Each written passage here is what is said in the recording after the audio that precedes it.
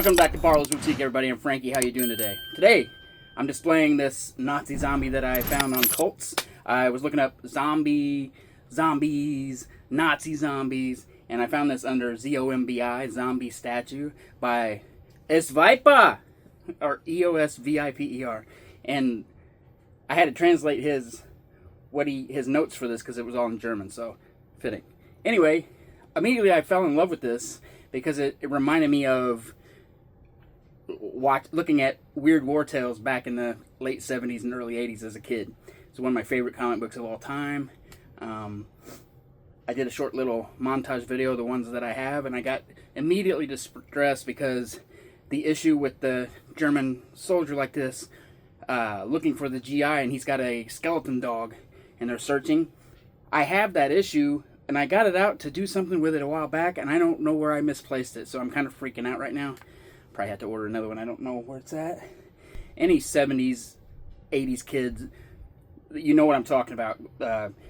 Weird War Tales, and what else? GI Combat, Sergeant Rock, all those. GI Combat had the Haunted Tank stories in it, and GI Robot, which came from, I'll give you a little history on Weird War Tales now, but actually the GI Combat, or GI Robot, came first.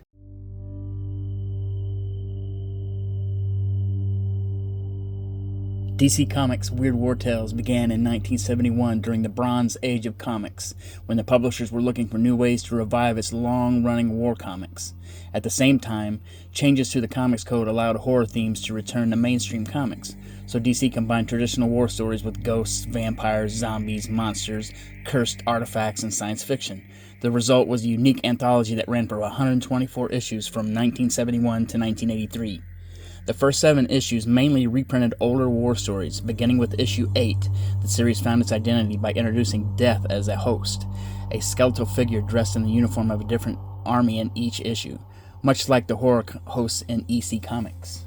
Artists that worked on the comic: Joe Kubert, the defining visual talent of the book, creating many iconic covers and interior stories.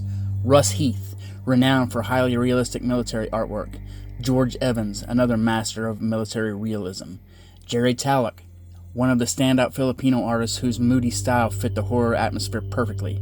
Ernie Chan. Pat Broderick, co-creator of the Creature Commandos. Walt Simonson, his first published professional comic work appeared in Weird War Tales number 10.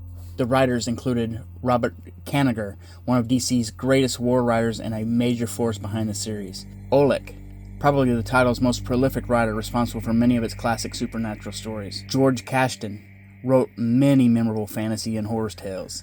David Michelini contributed before becoming famous at Marvel. Lee Win added several notable stories. Marv Wolfman also contributed during the 1970s. J.M. DeMatteis co-created the Creature Commandos in the series in 1980. G.I. Robot first appeared in Star Spangled War Stories issue 101, cover dated October-November 1962. He was created by Robert Kanigher, the writer, and Ross Adur, the artist. The original GI Robot was designated Jake 1, meaning Joint Army Knowledge Electronics. Built as an experimental U.S. Army combat robot during World War II, he fought alongside American soldiers in a series of straight war stories rather than horror tales. When DC launched Weird War Tales in 1971, GI Robot eventually became part of that title as well, appearing in several stories that blended military action with supernatural and science fiction elements. Later versions of the character included robot designated Jake 2, Jake 6, and others.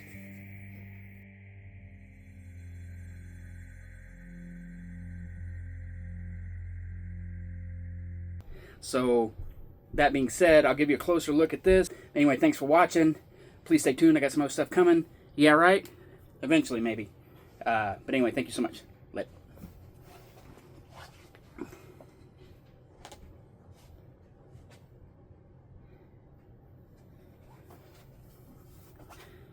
I said release the Black Panther! Alright.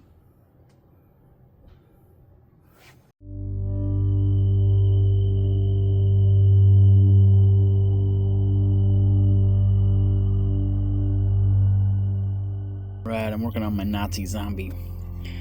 and I want him walking through a bog, so I used some clear grip Gorilla Glue to make waves like he's wading through a green bog. We'll see if this idea works out or not. It's coming together though. Yeah, for this is supposed to be like a miniature. I just love the sculpt. It's like Weird War.